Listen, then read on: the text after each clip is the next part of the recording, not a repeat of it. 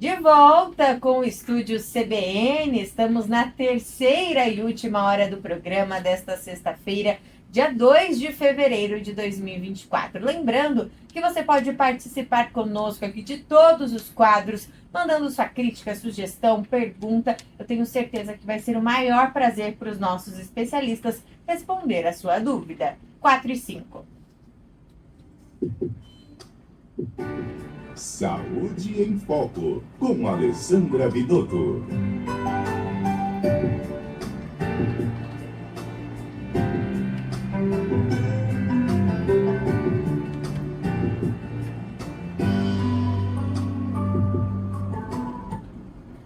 Doutora Alessandra Vidotto, boa tarde, tudo bem com você? Boa tarde, Carol. Boa tarde a todos os ouvintes. Tudo ótimo e com você? Tudo bem também, doutora. E hoje nós vamos falar sobre movimento interrompido. O que é isso? Isso pode afetar na nossa vida quando somos crianças, adultos? Bom, explica pra gente o que é movimento interrompido. É uma dinâmica que acontece na vida de todo mundo. Sim, eu queria iniciar esse nosso bate-papo agradecendo ao Ângelo que nos enviou, né, essa sugestão. E é uma temática super importante, porque quando ocorre o movimento interrompido na vida de uma pessoa, causa muita dor e muito sofrimento, e sim, traz repercussão, talvez para uma vida toda. Então, o que é o movimento interrompido? É uma situação de trauma que foi apresentada para a gente por Bert Hellinger através da constelação familiar. Como que ocorre esse movimento interrompido, né? Então, vai existir uma situação em que um bebê ou uma criança procura os seus pais, né, a mãe ou o pai, faz um movimento de busca por eles, porque o bebê ou a criança tem essa necessidade, né, da presença dos pais, e por algum motivo ele não encontra, não tem esse acesso. Então vai iniciar um trauma, porque existe essa necessidade, né, da criança ser atendida de alguma forma. Então, a partir dessa separação, que pode ocorrer com um dos pais, se instala um movimento interrompido, que eu vou explicar para vocês como funciona, né, de forma mais profunda. O que a gente mais observa no movimento interrompido é a dinâmica relacionada com a mãe, tá? Pode acontecer com o pai também, mas o que Bert mais observou, o que eu observo na minha prática, o que a gente encontra na bibliografia, na maior parte, é o movimento interrompido direcionado, né, para a mãe. E para que fique mais claro o que é o movimento interrompido, né, conforme eu vou continuar a minha fala, eu queria que vocês entendessem o termo que é o termo correto, né, que é movimento do amor interrompido. Então, quando a gente entende o título, fica mais fácil da gente entender em qual momento ocorreu essa interrupção, né, do amor, do vínculo. Uhum. Então, ocorre normalmente nos primeiros meses de vida ou nos primeiros anos de um indivíduo. Quando o bebê ou a criança tem uma procura que ocorre de forma natural, por exemplo, quer ser amamentado, ou está com algum tipo de dor, precisa do contato físico ou da presença da mãe ou do pai, e por qualquer situação eles não estão presentes, tá? Então, muitas vezes, existe um afastamento temporário. Então, por exemplo, o trabalho ou uma atividade exercida pela mãe ou pelo pai, que pode ficar muitas horas fora, e esse bebê ou essa criança está com um cuidador, uma pessoa que é da confiança desses pais, mas não é a mãe, por exemplo, ou o pai, né? Pode acontecer também bebês que nascem com questões de saúde e vão, por exemplo, diretamente para a UTI, para uma incubadora, ou que precisa passar por algum tipo de procedimento médico e tem um afastamento da sua mãe. O inverso também pode acontecer. A mãe precisou passar por algum tipo de tratamento e ficou afastada. Crianças que ficam em isolamento, ou quando os pais precisam ficar em isolamento. E afastamentos temporários. Então, uma viagem rápida, uma viagem mais prolongada, ou afastamentos que são definitivos. Por exemplo, quando ocorre falecimento de um dos pais, né? Ou no caso de adoção. E aí, então, vai acontecer o afastamento definitivo daquela pessoa de vínculo familiar, que é tão importante para aquele bebê ou para aquela criança. E aí eu queria trazer para vocês, então, uma questão. Qual, então, pode ser o resultado desse movimento interrompido? Qual o impacto pode ser iniciado na vida desse bebê ou dessa criança? A primeira coisa que é importante que vocês saibam é que o bebê ou a criança tem uma necessidade de contato físico, principalmente quando é naquelas idades mais precoces. Então, o contato físico é muito importante e é natural que eles busquem por esse contato. Dependendo da idade, a criança ou pré-adolescente, até adolescente, vai ter também uma necessidade emocional, né? Uma demanda emocional. Então, é importante vocês ficarem atentos para vocês irem entendendo, né, o que pode acontecer de dinâmica. E aí, essa necessidade vem principalmente devido àquele contato físico, e por algum motivo, quando a mãe não está presente ou o pai, a criança ela vai sentir que está ali sozinha, que está abandonada, é a primeira sensação que aquele bebê ou aquela criança tem. E aí, a primeira sensação, né, que pode vir pela falta de acolhimento, por aquele impedimento de acesso aos pais, é que a criança pode começar a sentir raiva. E normalmente começa a sentir raiva, porque é uma indignação dela estar sozinha, sem a presença de alguém tão importante, porque antes estava o tempo todo protegido dentro do útero, né? E aí, a partir disso, pode surgir muito choro, muita tristeza. E aí, o próximo passo é essa criança se tornar apática. Uma tristeza tão profunda que ela fica apática. E seguindo nesse processo, por proteção, como ela não consegue ter esse acesso, pode vir um congelamento emocional. E aí, quando se instala isso, é algo que é muito sério, porque a criança se afasta fisicamente, ou o bebê. Mesmo que tenha o retorno da mãe ou do pai, logo depois, pode-se ter já instalado uma dinâmica do bebê e da criança não conseguir mais acessar emocionalmente nem a mãe ou o pai, no caso. Corta um vínculo, doutora? Por isso que chama movimento de amor interrompido. Nossa. Aquele vínculo de amor, aquela ligação profunda que existia, pode ser interrompida.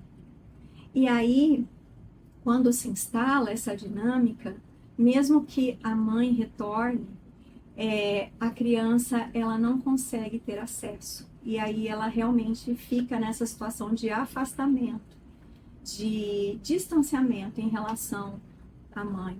Ô, doutora, isso acontece mais quando é o vínculo materno, mas com os pais também pode acontecer, porque eu já vi muitos casos de pais que não foram presentes e depois, quando se encontra uma pessoa, tem até um asco, assim, né? Não consegue ter aquele sentimento paterno. Sim, acontece com os dois. O que a gente mais percebe na prática e na bibliografia, como eu disse mais no início, é em relação à mãe, mas sim, acontece com o pai também, tá?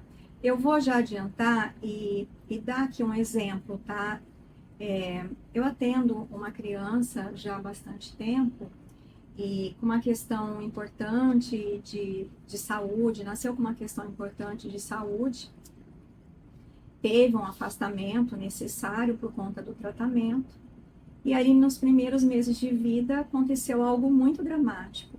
O pai também se ausentou porque passou por uma questão muito séria e faleceu. Então, foi um movimento interrompido de duas formas, né? Por conta da questão de saúde, tratamento e depois o pai. Algo também que acontece de forma muito efetiva, tá? Pais que precisam viajar a trabalho, dependendo da idade que a criança tem, né? E não tendo ali uma conversa, um esclarecimento, pode acontecer da criança achar que não vai voltar, ou que ficou sozinho, ou que não está protegido.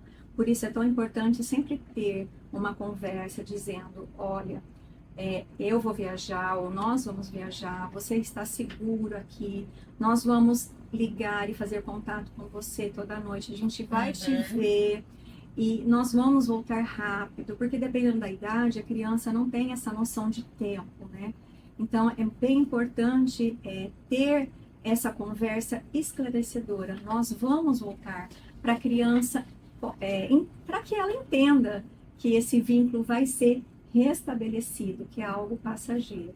E, doutora, muita gente acha que às vezes a criança não vai escutar, que não adianta ter diálogo com criança, mas adianta sim, né? Elas entendem muito bem o que está acontecendo. Sim, e a ciência vem demonstrando que a comunicação é efetiva desde quando o bebê está na barriga. Nossa. Desde quando o feto, né, é um feto e não um bebê. Então, a comunicação é importante sempre. A criança sempre está entendendo, o bebê está entendendo. Entende o tom de voz, a vibração de voz. Quando já é criança e consegue ter uma visão efetiva, entende a fisionomia, as expressões. Então, a comunicação é muito importante com a criança. Com certeza. E, doutora, tem reflexos na vida adulta? Lógico, a perda do vínculo com a família, né? Com aquele amor com o pai, com a mãe, já é um grande problema para a vida adulta, mas acarreta em outros problemas também? Sim, Carol, uma pergunta super importante. Na maioria das vezes, quando não é olhado de forma efetiva, quando não é conseguida uma solução para esse movimento interrompido, vai repercutir na vida adulta, tá? Porque se instala um trauma inconsciente na vida daquela pessoa, independente da idade que ela passou por aquele trauma. É como se a pessoa estivesse vivenciando situações e aí uma palavra, uma frase, uma situação que lembra de alguma forma, mesmo assim, algo muito que não é tão semelhante, mas que traz uma lembrança, pode despertar um gatilho da pessoa lembrar o que aconteceu. E olha só o que acontece, né? O que mais vem para mim, né, em atendimento, minha maior prática é questões de relacionamento. O movimento de amor interrompido pode trazer repercussão em todas as esferas da vida de uma pessoa, tá? Pode trazer um bloqueio em todas as esferas, mas o que mais prejudica é os relacionamentos que essa pessoa vai desenvolver. Principalmente, Carol, relacionamentos afetivos, que tenham um vínculo de intimidade, relacionamentos amorosos. Então, o que muitas vezes acontece com casais, tá? A mulher ou o homem começa a se relacionar, inicia aquele movimento de entrega, de conhecer o companheiro ou a companheira, né, o namorado.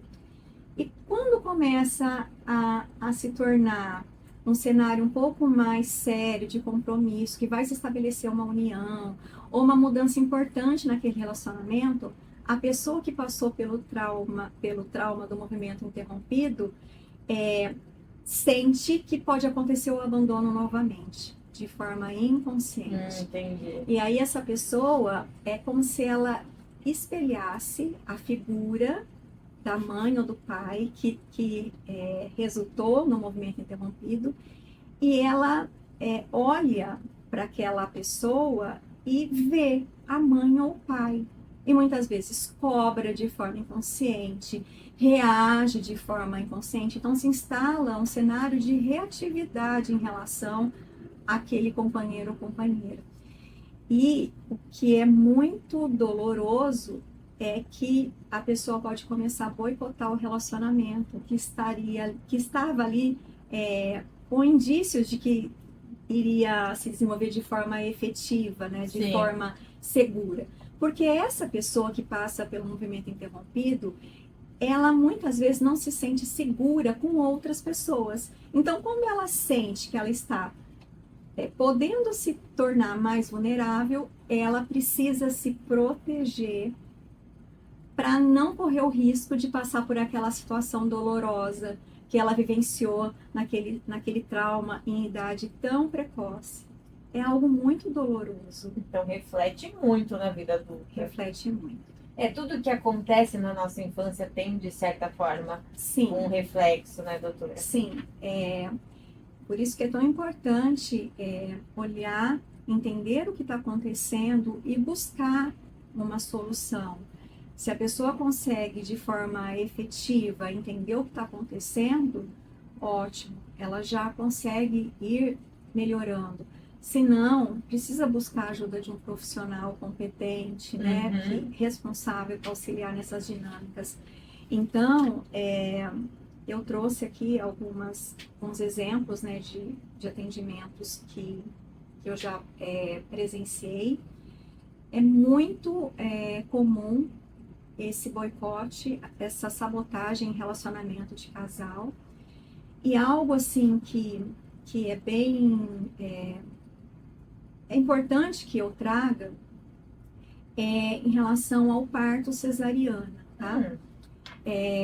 Eu participei de um curso há mais ou menos uns 3, 4 anos em São Paulo, e aí trouxe essa temática, né? Porque muitas vezes o primeiro movimento interrompido, o primeiro trauma, ocorre através do parto cesariana, que pode trazer questões físicas para a mãe e para o bebê, se for feito de uma forma que não é indicada. Então, assim, quando existe uma indicação por segurança da mãe e do bebê, é claro que tem que ser feito parto cesariana, né? Isso a ciência trouxe isso para a gente como um avanço importante. Mas quando existe uma cesariana que não é indicada, né, que está tudo bem para que ocorra um parto normal, um parto de forma mais natural possível, pode iniciar ali uma questão de trauma. Então, nesse curso, foi trazida essa temática, e aí eu tive a oportunidade de entrar em contato com o seminário do Bert, que ele apresentou na Itália. Até eu tenho um trecho bem pequeno desse seminário no meu canal do YouTube, que fala sobre o movimento interrompido, e ali, naquele seminário, Bert e Sophie Hellinger mostraram como as dinâmicas que iniciam no parto cesariana podem repercutir na vida da mãe e do bebê. Então, é algo assim bem importante da gente olhar. Eu até estou pensando em fazer um seminário em relação a isso, né? Essa temática, um workshop, para que as pessoas entendam, né, de forma mais profunda como se dá esse movimento.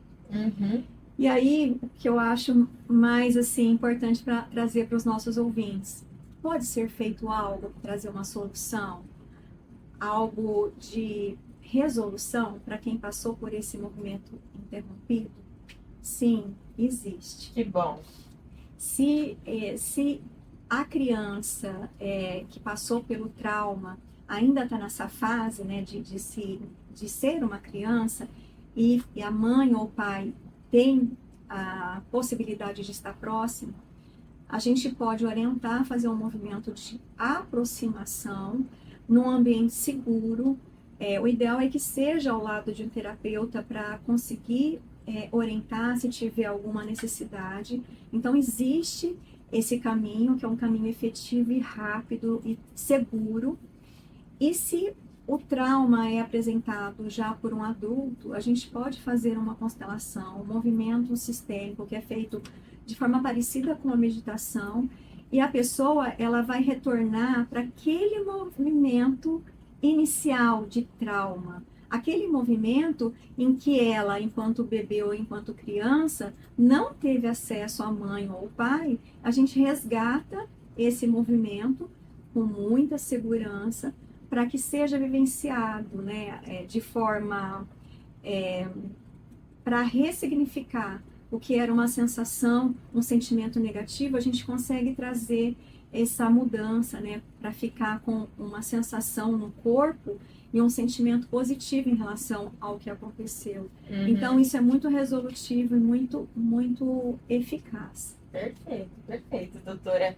Obrigada, viu, pela participação de hoje, de um assunto que poucas pessoas do outro lado do rádio devem conhecer. Então, muito obrigada por trazer mais um tema muito importante para gente. Sim, eu só queria finalizar com algo que eu lembrei aqui. Por favor. A gente fala, às vezes, falei bastante do distanciamento físico, mas muitas mães ou pais passam por situações de trauma também na infância ou na adolescência. E então existem pais que não estão disponíveis emocionalmente para acolher questões que possam acontecer com o filho ou com a filha. Quando acontece esse cenário e o filho ou a filha passa por qualquer tipo de desafio que precisa de um acolhimento, de uma validação, e fala, não, olha, é assim, eu estou aqui, mas vai ficar tudo bem, o filho ou a filha pode se sentir também invalidado, sozinho,